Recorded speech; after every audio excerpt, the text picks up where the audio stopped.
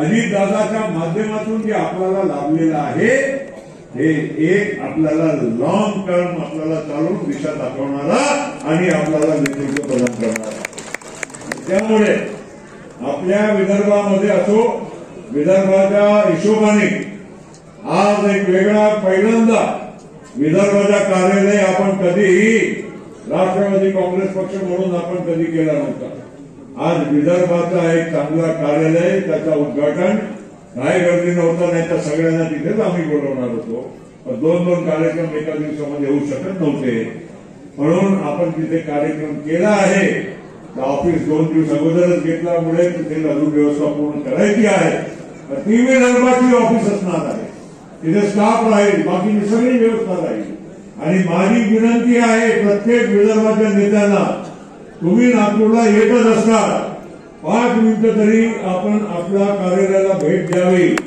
नागपूरच्या कार्यालयाचे नाही आहे, त्या कार्यालय आहे विदर्भाचं.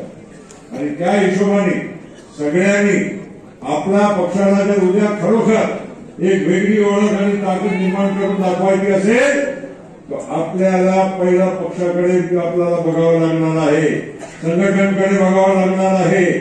ही अत्यंत म्हणजे महत्वाची बाब आहे.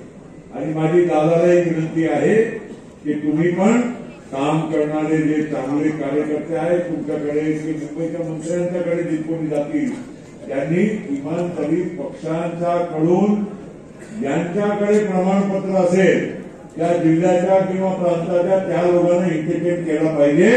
नाहीतर लोक येऊन परस्पर काही आपले काम करून जातात. मुंबईला हजेरी लावणारे जास्त असतात, इथे गावामध्ये कधी कधी दिसत नाही. असे लोक खूप आहेत. म्हणजे आपण सगळ्यांना ओळखतो, आमची काही अशी चिंता नाही, तुम्ही जावा, जरूर भेटा, आपले कामही करून घ्या. कामासाठी माझ्या काही कोणाचा विरोध नाही, पण काम करत असताना थोडा पक्षाचाही काम केलं पाहिजे, ही महत्वाची बाब आहे. म्हणून आता जास्त काही मी बोलणार नाही. आज आपल्याकडे थोडी वेळेची मर्यादा आहे. तुम्हाला सगळ्या लोकांना माहित आहे की 4 वाजता आज राजभवनला आपल्याला जायचं आहे. त्याच्या आधी थोडा पोचावा लागणार आहे आणि अजून दादाचं भाषण आपल्या सगळ्यांना ऐकायचं आहे. मी आपल्या सगळ्यांना विनंती परत करतो की संघटनांकडे लक्ष द्या.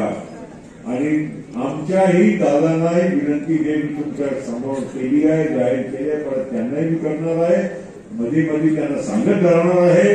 तटकरे साहेब, तुम्ही तरी विशेष करून पक्षाच्या कार्यकर्त्यांनी ज्यांनी काम केलं ना, कारण कार्यसंघटन तुमच्याकडे असल्यामुळे तुम्ही या एक जिल्ह्याची ऍक्च्युअली हिशोब घ्या. एक जिल्ह्याच्या म्हणजे डिटेल बारीकीनं मुंबईला पण घ्या किंवा एखादा वर्ष एकदा आपल्या जिल्ह्यामध्ये तुम्ही फिरत आहात असं नाहीये. वेळ आपल्याला काय पाठोपाठ 2 इलेक्शन लागले आणि त्यामध्ये लोकसभेनंतर तर एकदम लोकांना वाटलं की आता राष्ट्रवादी संपलीच.